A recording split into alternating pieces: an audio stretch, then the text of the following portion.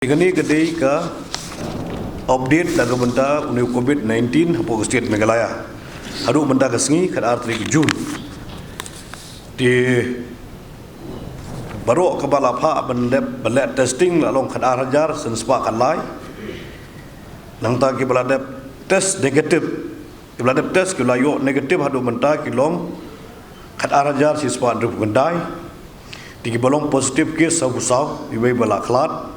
Kat kendai ila recovered ila jam but haduk benda dangsa Arab Saudi ki positive cases tiki bagi nangap di result benda haduk benda sini kalong selai spa ngun nang ta de ki balawan fai Singapore ri state Meghalaya ke jongi ki buan bar jonga Meghalaya ki balawan poi haduk benda ki long khatsan hajar san pupra iwaisan not san pra tiki district wise active cases.